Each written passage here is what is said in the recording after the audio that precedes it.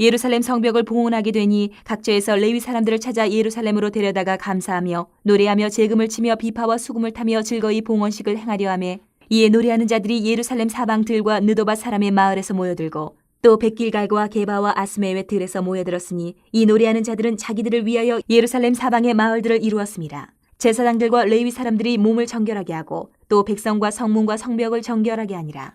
이에 내가 유다의 방백들을 성벽 위에 오르게 하고 또 감사 찬송하는 자의 큰 무리를 둘로 나누어 성벽 위로 대오를 지어 가게 하였는데 한 무리는 오른쪽으로 분문을 향하여 가게 하니 그들의 뒤를 따르는 자는 호세야와 유다 지도자의 절반이요 또 아사랴와 에스라와 무슬람과 유다와 베냐민과 스마야와 예레미야이며 또 제사장들의 자손 몇 사람이 나팔을 잡았으니 요나단의 아들 스마야의 손자 마따냐의 증손 미가야의 현손 사꿀의 5대손 아삽의 6대손 스가랴와 그의 형제들인 스마야와 아사렐과 밀랄레와 길랄레와 마에와 느다넬과 유다와 하나니라. 다 하나님의 사람 다윗의 악기를 잡았고 학사 에스라가 앞서서 샘문으로 전진하여 성벽으로 올라가는 곳에 이르러 다윗 성의 층계로 올라가서 다윗의 궁 윗길에서 동쪽으로 향하여 수문에 이르렀고 감사 찬송하는 다른 무리는 왼쪽으로 행진하는데 내가 백성의 절반과 더불어 그 뒤를 따라 성벽 위로 가서 화덕 망대 윗길로 성벽 넓은 곳에 이르고 에브라임 문 위로 옛문과 어문과 하나넬 망대와 함메야 망대를 지나 양문에 이르러 감옥문에 멈춤에 이에 감사 찬송하는 두 무리가 하나님의 전에 섰고 또 나와 민장의 절반도 함께하였고 제사장 엘리야김과 마아세야와 미냐민과 미가야와 엘로에네와 스가랴와 하나냐는 다 나팔을 잡았고 또 마아세야와 스마야와 엘르아살과 우시와 여호하난과 말기야와 엘람과 에셀이 함께 있으며 노래하는 자는 크게 찬송하였는데 그 감독은 예스라히야라.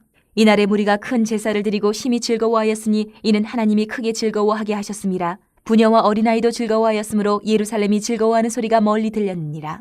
그날에 사람을 세워 곡간을 맡기고 제사장들과 레위 사람들에게 돌릴 것 곧 율법에 정한 대로 거제물과 처음 익은 것과 11조를 모든 성읍밭에서 거두어 이 곡간에 쌓게 하였노니 이는 유다 사람이 섬기는 제사장들과 레위 사람들로 말미암아 즐거워하기 때문이라. 그들은 하나님을 섬기는 일과 결례의 일을 힘썼으며 노래하는 자들과 문지기들도 그러하여 모두 다윗과 그의 아들 솔로몬의 명령을 따라 행하였으니 옛적 다윗과 아삽의 때에는 노래하는 자의 지도자가 있어서 하나님께 찬송하는 노래와 감사하는 노래를 하였음이며 수룹바벨 때와 느헤미야 때에는 온 이스라엘이 노래하는 자들과 문지기들에게 날마다 쓸 몫을 주되 그들이 성별한 것을 레위 사람들에게 주고 레위 사람들은 그것을 또 성별하여 아론 자손에게 주었느니라. 오늘 본문을 보면 이제 성벽이 완전히 완공이 되고 성벽 봉헌식을 하는 장면이 오늘 함께 나누어 읽은 본문입니다. 우리가 우리에게 주신 은혜를 항상 헤아려 보아야 됩니다. 자신이 받은 복에 감사하면서 또 다른 성도들과 함께 하나님 앞에 나가면 하나님이 더 큰 은혜를 깨닫게 해 주신다라는 것이 오늘 이 성벽 봉헌식을 하는 유다 백성들의 봉헌식 장면에서 우리가 그런 것들을 보게 돼요. 한번 살펴보면 성벽을 세우도록 해주신 하나님께 먼저 감사를 드립니다. 27절부터 30절을 보면 정말 어려운 상황에서 성벽을 세운 거예요. 이스라엘 백성들은 뭐 넉넉해서 여유가 있어서 뭐 그런 게 아니었어요. 우리도 똑같습니다. 어려운 상황 가운데서도 하나님을 떠나지 않고 계속 섬기다 보면 하나님께서 그런 사람을 통해서 하나님 당신의 일을 이루어 가시는 것을 우리가 발견하게 돼요. 그게 은혜인 거죠. 감사의 제목이고. 이스라엘 백성은 소망을 가질 수 없는 상황이었어요. 적국의 포로가 되어 있습니다. 나라를 떠나 있습니다.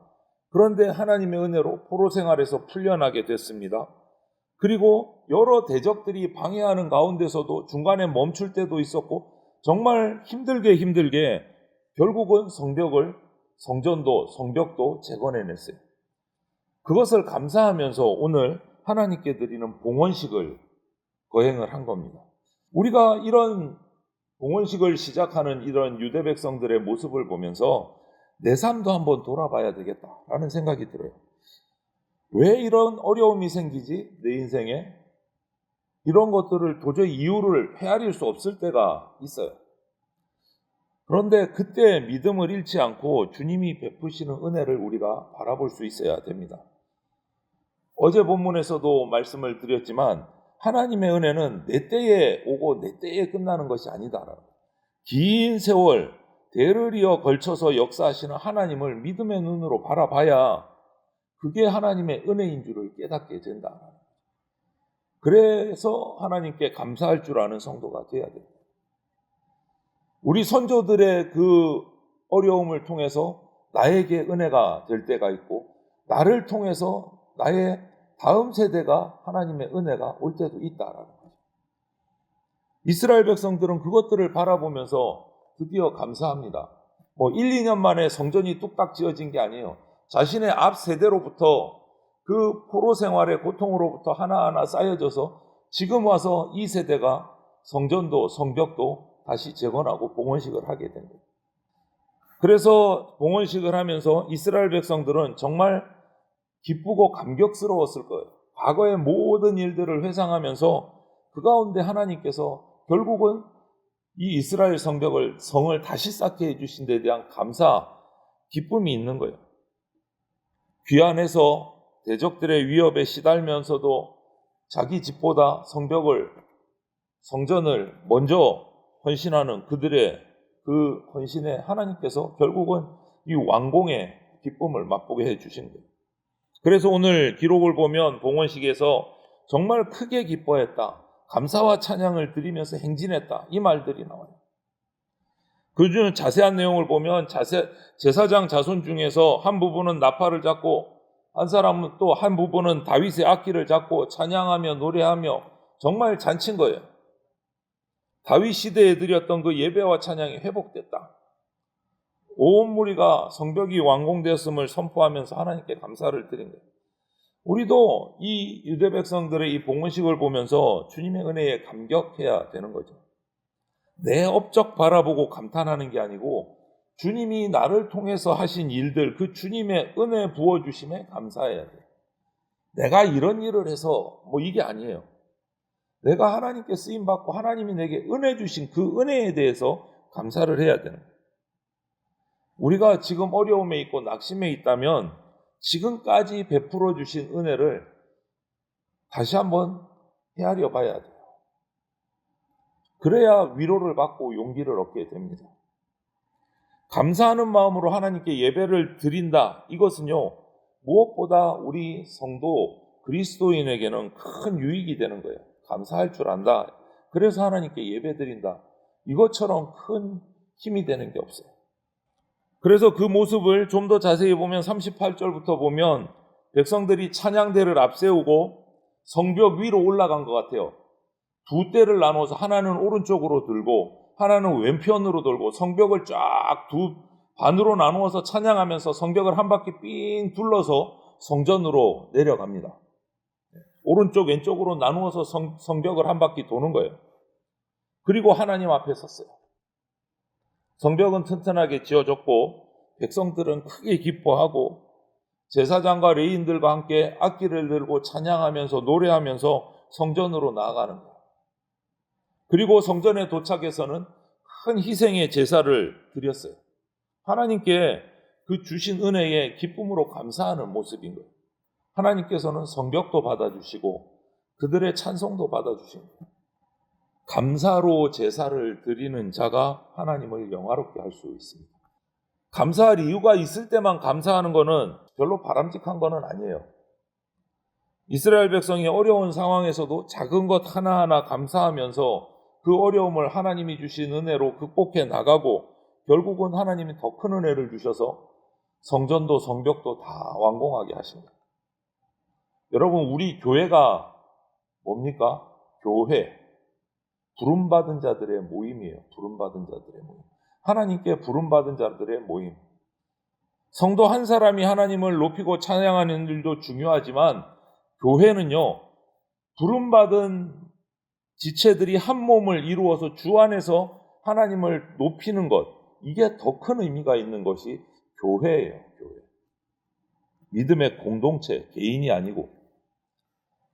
그래서 신앙 공동체를 위해서 우리가 큰 일을 이루신 하나님께 더 뜨겁게 찬양하고 하나님의 역사를 알릴 수 있어야 돼요. 그래서 나만이 아니고 다른 성도들과 함께 감사하고 찬양하고 기뻐할 수 있어야 돼요. 그것이 신앙 공동체고 예수님이 세우신 교회 공동체입니다. 그때 우리 예배를 즐겁게 받아주시는 거예요. 그리고 나서 봉헌식을 다 이렇게 하고 나서 그 다음에 그것으로 끝이 아니에요. 오늘 44절부터 47절을 보면 율법에 정해진 대로 제사장과 레위인에게 이제 봉헌식이 끝나고 나서 제사장과 레위인에게 예물을 돌려줍니다. 이것은 1차 귀환한 스룹바벨, 학계 이때도 동일했고 이제 3차로 와서 모든 것을 끝내고 봉헌을 하는 느헤미야 때도 변함없이 이것은 시행됐다라는 거예요.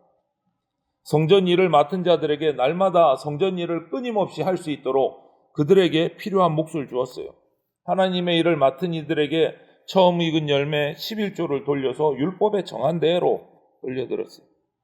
그래서 레위인과 제사장들은 다른 데 신경 쓰지 않고 온전히 하나님을, 백성들을 대신해서 중간에 서서 하나님을 섬기는 일에 완전히 집중할 수 있습니다.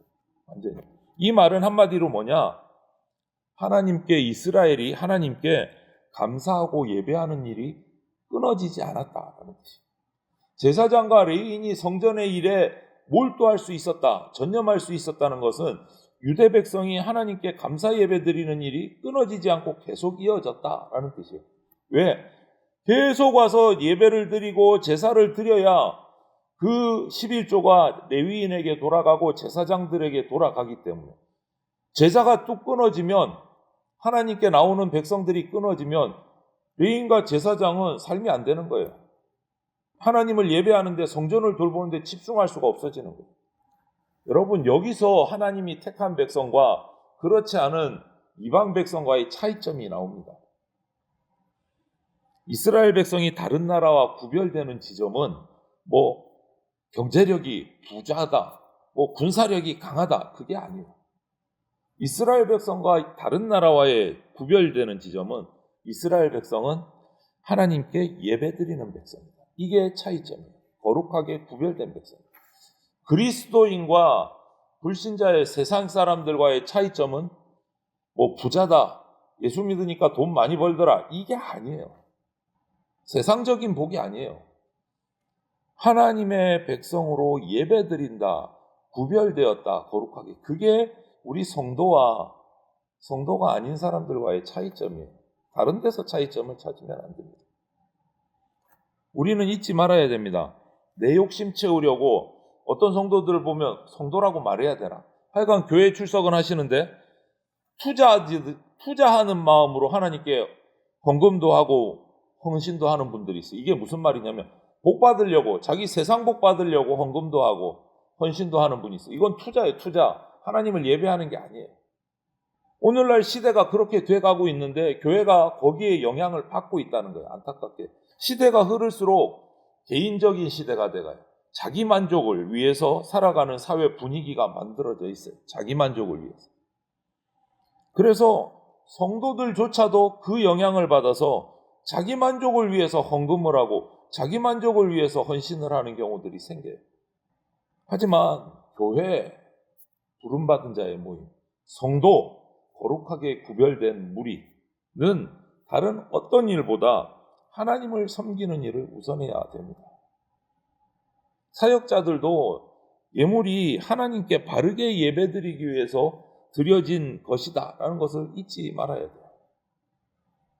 힘들고 어려운 데일수록 감사하는 마음으로 우리 하나님 앞에 나갑시다. 우리가 감사와 찬송을 회복하고 하나가 되어야 더 큰 은혜를 경험할 수 있습니다.